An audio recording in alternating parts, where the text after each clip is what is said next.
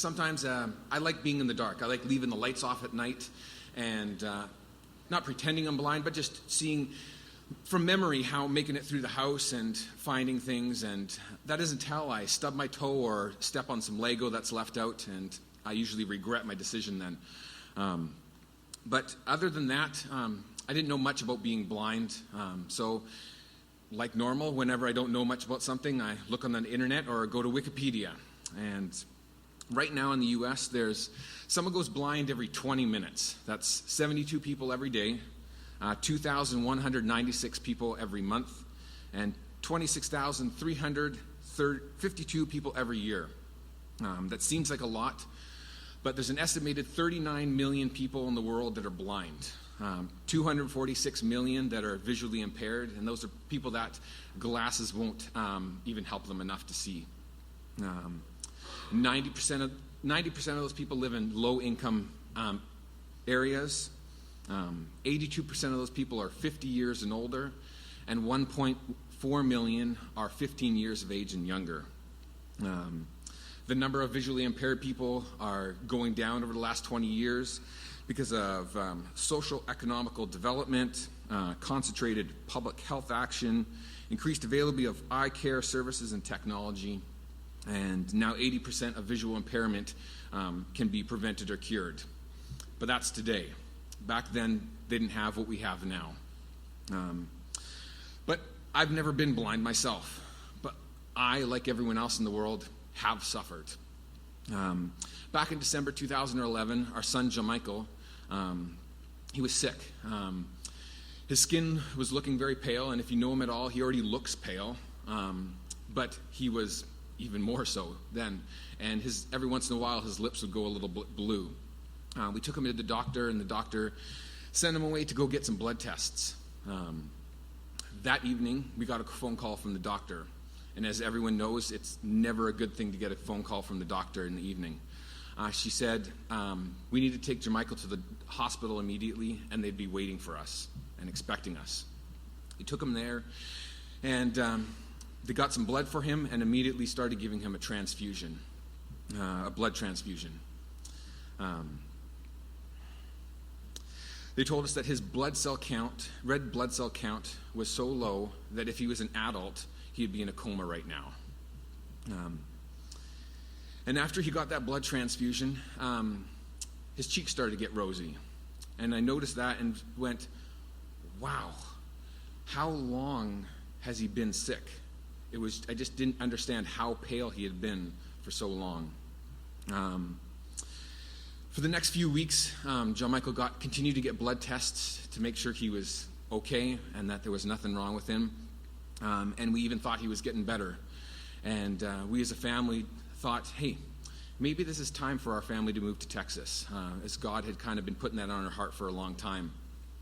But that February or January, Jermichael needed another blood transfusion, and that concerned our doctors. They transferred his case to Vancouver Children's Hospital in BC. As maybe somebody don't know, I'm from Canada, and that's where we used to live. And they transferred him to that hospital, which is one of the largest children's hospital in Western Canada. From there, we met with specialists in hematology, that's blood disorders, and they determined that either Jermichael had TEC or any number of other blood disorders. TEC stands for transient erythroblastomia of childhood. That means nothing. So in simple terms, it means that he's not producing enough red blood cells. And also the normal age to get this is 18 to 26 months. Jermichael was already almost 4 years old. It usually only lasts 1 to 2 months. He'd already had it for at least 2 months. The problem, though, with TEC is there's no way to determine if you have it. The only way you find out if you had it is that you get better. And so even if you had a different type of blood disorder and you get better before the doctors figure out what it is, they just call it TEC. So doctors needed to still determine that it wasn't something else. They did bone marrow biopsies, and it's no fun to see your child being knocked out in front of your eyes and finding out that they're going to drill a hole into his hip to pull out a piece of bone. It's also not very excited to see your child screaming at you every time he had to get pokies, his term for blood tests and getting IVs, which he got a lot of. He met with geneticists to see if it was something genetically wrong with him. He met with other doctors. He had a CAT scan to see if it was something wrong with his brain, and they just couldn't determine what it was. And then in April, he needed another blood transfusion. And I remember this time really well because God just gave me a huge amount of peace. And I just, while driving, I just said, thank you. I said, God, thank you for these 4 years that I've had with John Michael. Thank you that whether he gets better, whether he doesn't get better and he continues to be sick, or, Lord, you take him home. I was okay with the decision that God made. He just gave me a huge amount of peace.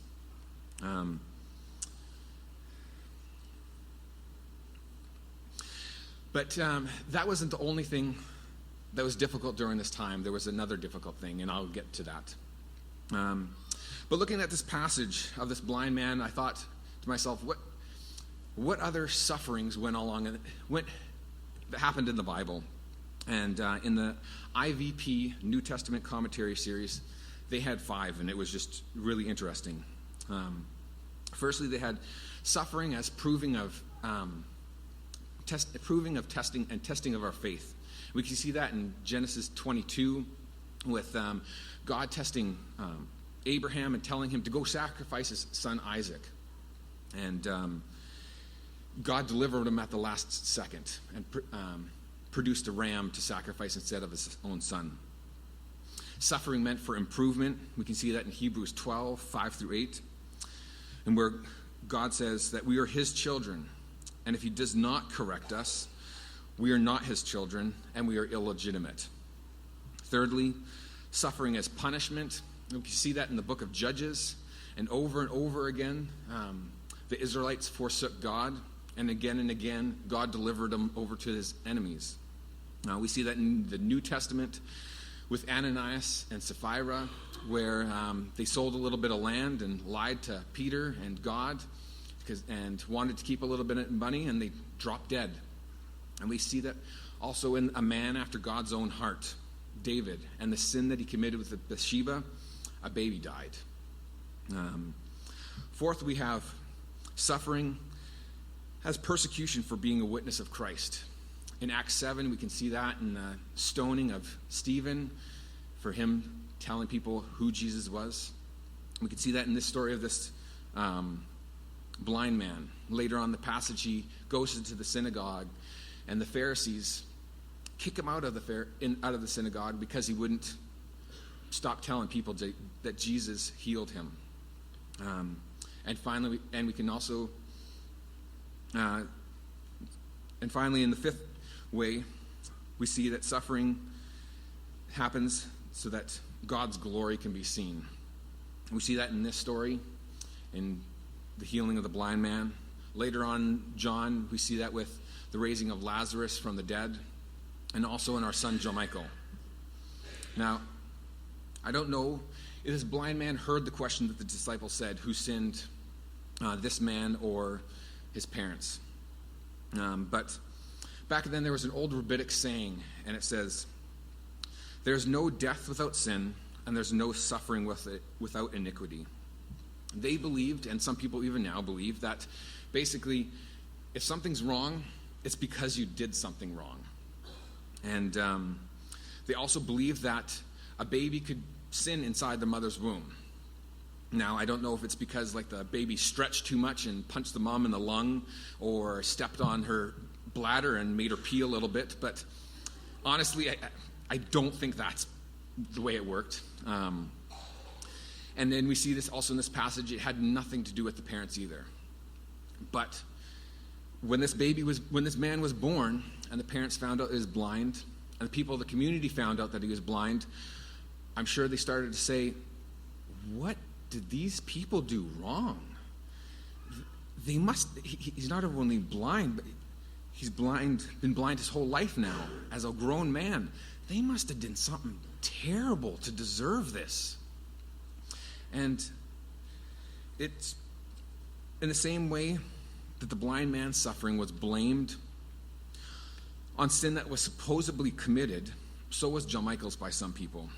The problem is that the disciples and some people forgot all about Job.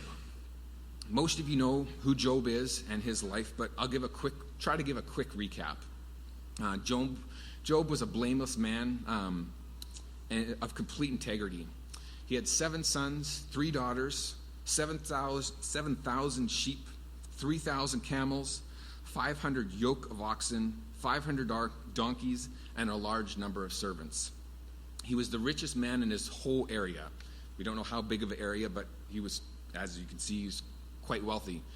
One day Satan was up in heaven, somehow, and God said to him, "Hey, have you noticed my servant Job? Do you see he's a pretty good guy?" And Satan said, "Hold on a second, God. He's only like that in serving you because look at everything he has. He has nothing to complain about." And God said, "Hey, here, you can take all that stuff away. Just don't touch him. You cannot harm Job." So Satan went down, and all of Job's animals were either stolen, some of them were destroyed in a pillar of fire from the sky, and all his children died when a mighty wind came and knocked down the house that they were in. Job went from having everything to having nothing. And then after all that happened, he said, "Naked I have come from my mother's womb, and naked I will depart. The Lord gave, and the Lord has taken away. May the name of the Lord be praised." So God went and talked to Satan again and said, "Hey, did you just hear what Job said? He has nothing, and he's still praising me." Satan went and said, "Oh, whoa. See, you didn't let me harm him. See, he's not sick. There's nothing wrong with him." And God said, "Okay, you just can't kill him." So Satan went down and he afflicted Job with boils from the bottom of his feet to the top of his head. They hurt so much and itched so much that his own fingernails couldn't scratch him enough. He had to take broken pieces of pottery to scratch himself and scrape his body to take away some of the pain. And he still did not curse God. And this is the best part. Job had 3 just amazing friends, and they came and they wanted to come and encourage him and comfort him through this difficult time. And his first friend, Eliphaz, or however you pronounce it, says, "Who being innocent has ever perished? Where were the upright ever destroyed?" Next came the shortest man in the Bible, Bildad the Shuhite, and carefully choosing his words says, "Surely God did not reject one who is blameless, or strengthen the hand of the evildoer." And last but not least, Zophar. He's my favorite. He lovingly says, "Yet if you devote your heart to him and stretch out your hand to him, if you put away the sin that is in your hand and allow no evil to dwell in your tent, then free your fault. You will lift up your face. You will stand firm and without fear. You will surely forget your trouble." Now, if you didn't catch it, there was just a little bit of sarcasm how I presented those friends. Now, I'm not saying I'm Job.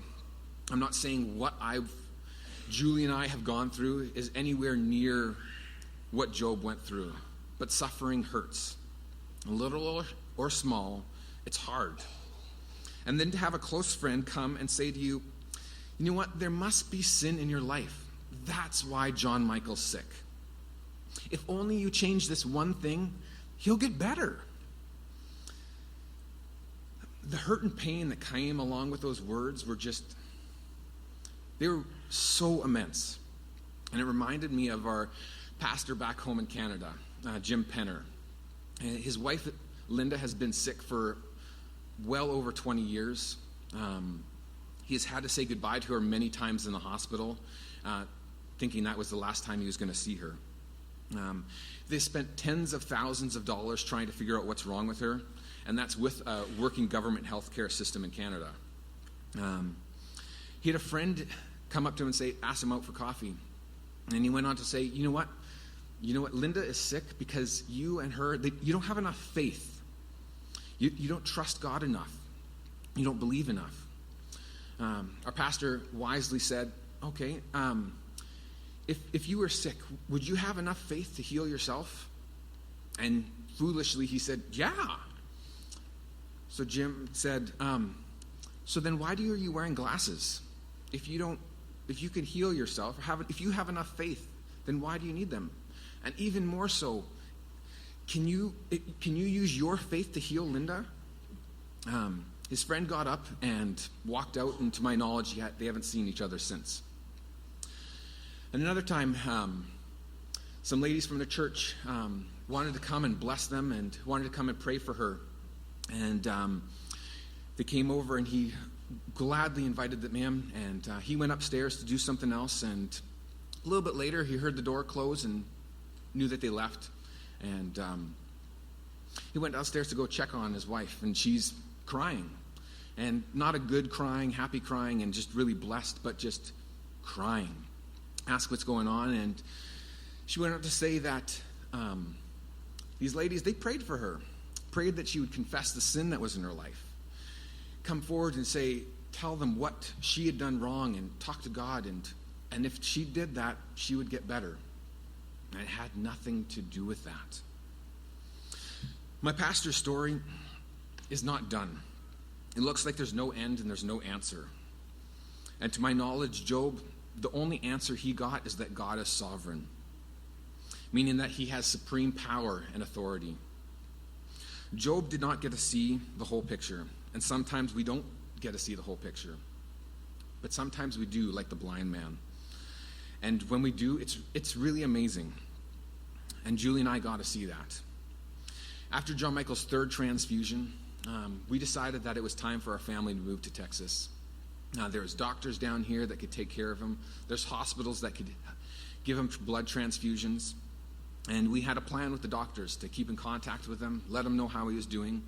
And when we found the right doctors, they would send down the medical records. We also scheduled a top-off transfusion so that John Michael would be able to sustain until we found the right people. And we did that on May 4th, 2012, the day before we had our plane ticket to come to Texas. They did the blood test to find out what blood he needed, the right blood that he could get a transfusion for, and also to find see what the levels of his other parts of his blood were at. The test for getting what blood he needed came back first, and the doctor quickly ordered the right blood for him so that we didn't have to wait too long. As we were waiting, the other test came back for the rest of the blood, and the doctor quickly got on the phone and phoned the blood bank and said, keep the blood there, we don't need it. Came over to us and told us that for the first time in more than 6 months, John Michael was producing his own red blood cells.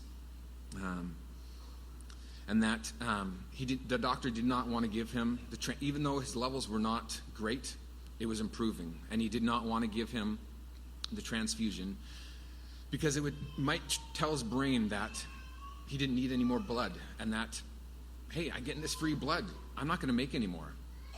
The next day, we took our 12 suitcases and boxes that we already had packed up of things that we'd need right away when we moved here, and we got on a plane.